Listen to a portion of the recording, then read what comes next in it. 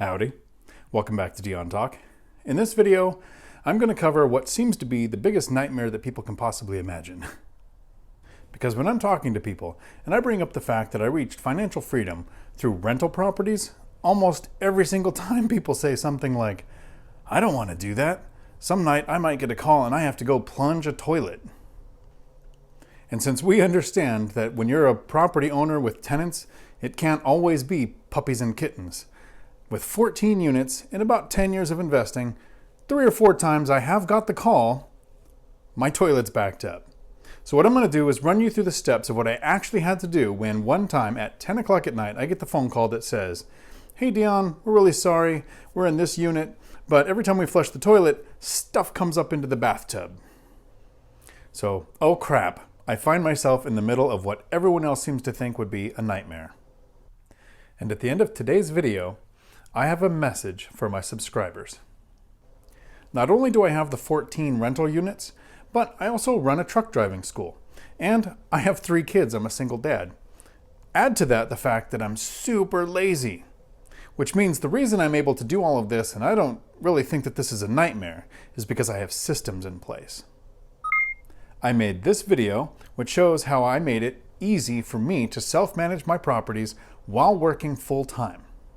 So when I received the dreaded phone call from the tenant that there was a plumbing issue, the first thing I did was call one of my handymen to see if they're available. He was. I asked if he was able to go there because he has a snake and if he could snake the drains to see if he can resolve the issue. Since my systems run on if-then statements, if the first handyman wasn't available, then I would have called the second one. If they were available, I would have had them go. If they're not available, then I would have went to step 3. Anytime that I have an issue where my handyman can't handle it or they're not available, I go to the Thumbtack app and I reach out for the type of contractor that I need to handle the issue. So I would have reached out for a plumber that can do an emergency service call. With my handyman on the way to the tenant's property, I call the tenant back and I say that I have somebody coming to hopefully resolve the issue. I ask the tenant not to run any water. And since this unit is part of a duplex, I also call the other tenant and say that there is a problem with the plumbing, please don't run any water until it's fixed.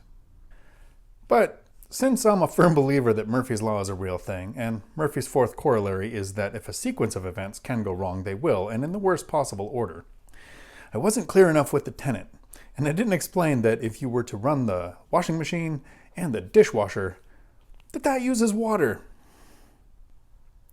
So now I have a duplex with both sides with water coming up from under the toilets and into the bathtubs. Handyman gets to the property, tries to snake the drain but is unable to clear the blockage. Calls me to let me know. So I ask him to dig up the septic receiver since he's there and it's probably cheaper for me to have him do it. And since he's there already, he should make some more money, than to have the septic service have to dig that up when they get there. When this was all resolved, I had the handyman also install this cover so that in the future it would be easier to get to because this was my first issue with this septic system. So since my handyman couldn't handle the issue, it took me to step 3 anyways. So I had to get a hold of a plumber. If I didn't know a plumber, I would have had to use the Thumbtack app. But since part of my systems was figuring out contractors in the area, I had already used one, so I had AA Advanced Septic stored in my phone. I know they have 24-hour emergency service, so I call them, they send out a driver. The driver shows up, pretty sure he was happy that when he got there, the system was already exposed. The driver calls me and says that he found a blockage where the drain pipes go into the system. He was able to clear it. It was something like $170 with the emergency call-out fee. But the driver, being good at his job, upsells me. And he says since he's on site, pumping the entire system would only cost me $230. So that would be the total price for his trip out that night.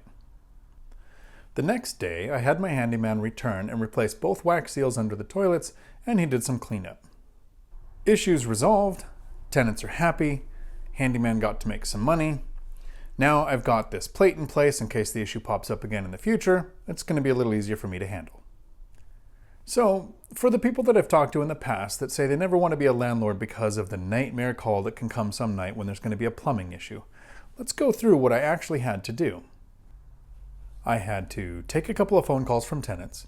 I had to take a couple of phone calls from the handyman, I had to make a call to the septic company, and then I had to pay the septic company. That's it. That's the nightmare story that people say they don't want to be a property owner with tenants because I had to take those calls. And then some people will say, right, but you had to pay the handyman and you had to pay the septic company. I've kind of figured out that when I'm talking to people that say things like this, it's usually best to just let them go on thinking that it's way too much effort to take those phone calls and pay for these services. Because people with that mindset don't understand that there's truth in what I'm about to say.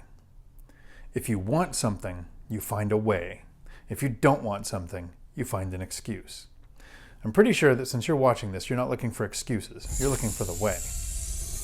And I'm pretty sure that you'll agree that taking those phone calls to resolve this issue was completely worth the cash flow from this asset.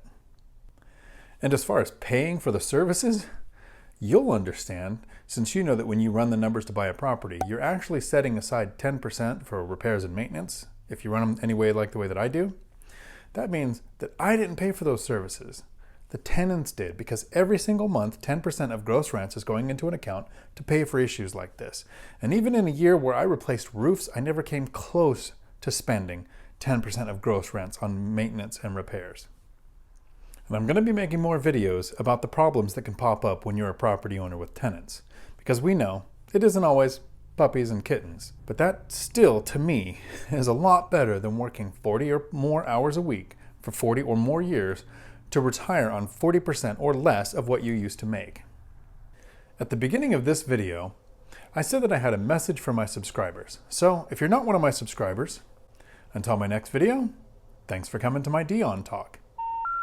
The number you have dialed has been changed. The new number is... And now that they're gone, I just want to take a minute to say thanks. The original reason why I made this channel was because I reached financial independence, and the people that I interact with almost on a daily basis didn't really care that it seems to me like I've figured out this simple math equation where the average person can reach financial independence in less than 10 years if you're not starting from the best position even. And the Facebook groups like the official BiggerPockets group or the real estate rookie group had people who had questions that I could answer. And it felt really good to share that information. But the same questions seem to come up very often with new investors. So I would answer questions, get into DMs, and maybe every now and then take a phone call, and it really started to take a lot of time. So a solution to me not having enough time, but still be able to share this information, was to make this channel and put some videos on it that would answer those questions so that when the same questions would come up, I can refer people here and they can get the information. And I was being a little selfish because I just thought it would feel really good if I could help somebody reach financial freedom. Maybe 2 somebodies. And, I thought a couple of 100 people might watch these videos. And now the number of subscribers is in the thousands. I just hit 50,000 views on these videos, and I feel like I'm getting information that can actually help people. And every single one of you who hit that subscribe button, who hit the like buttons, who leave a comment, tells the YouTube brain that someone likes my content, and it keeps pushing it out to more people. And I think that there's even more people that we can get this information to. So I really want to take the time to actually say thank you. But seriously, today, thank you. I hope I made it worth your time clicking on this video today. Until my next video, thanks for coming to my Dion Talk. We're sorry, the number you have dialed is not in service at this time.